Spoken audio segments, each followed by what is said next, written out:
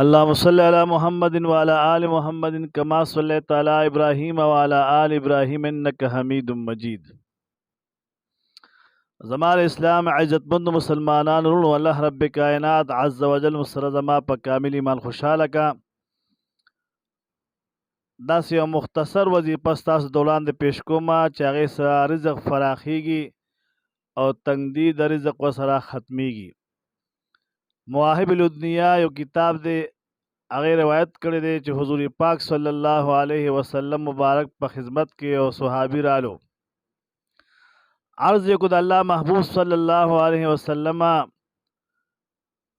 زما ډېره فقیري ده او دنیا زما طرف ته نه راځي او ډېره تنګدستي مې ده او معاش زما ډېر کم دی. حضور پاک علیه الصلاۃ والسلام ورته وفرمایه زما صحابي د ملائکو تسبیحات وایه. هغه صحابي عرض کو د الله محبوبه صلی الله علیه وسلم د ملائکو تسبیحات څه شی دي؟ حضور پاک صلی الله علیه وسلم ورته فرمایل چې کله د سحر مونځ ادا کې د نور خطو نه مخکې سبحان الله وبحمده سبحان الله العظیم سبحان الله وبحمده سبحان الله العظیم سبحان الله وبحمده سبحان الله العظیم دا سل کرته وایا. هغه صحابي د حضور پاک د خلی مبارک دا وظیفه واغشتا او روان شو. سورۃ پس رالو د الله محبوب پیغمبر ته د الله محبوب پیغمبر صلی الله علیه وسلم قربان هغه وظیفه می شروع کړی دا او دون رزق فراخ شو او دومره مال او دولت الله تبارک وتعالی راک چې په کور کې زیکیږي نه. حضور پاک صلی الله علیه وسلم ورته فرمایل چې دا ډېرې ښه کلمې دي، دا د رزق د فراخۍ دپاره دي، په دې سره رزق فراخه کیږي.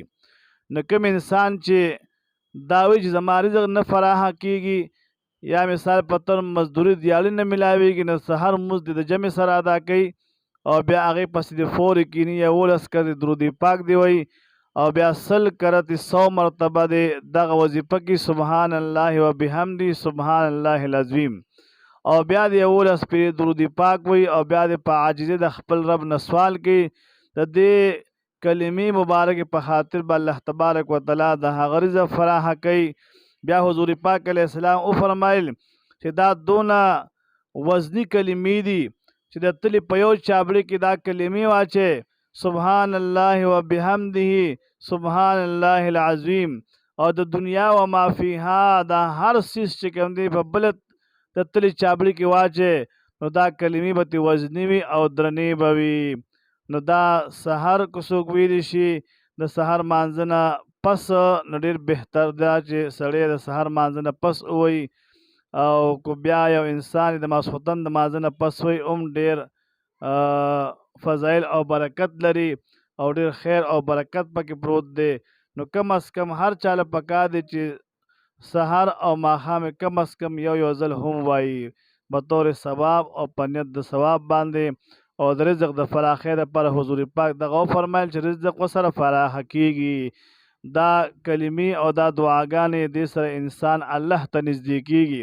چې کله انسان الله ته نږدې شي الله تبارک وتعالی جل جلاله بیا د هغه رزق هم فراخه کوي، هغه سره د رحمت معامله هم کوي، هغه سره د رحم معامله هم کوي. نو الله ته رجوع پکار ده، د الله تبارک وتعالی ذکر پکار دی، تسبیحات پکار دی، دعاګانې پکار دی، درود پاک پکار دی، د قرآن مشان تلاوت پکار دی.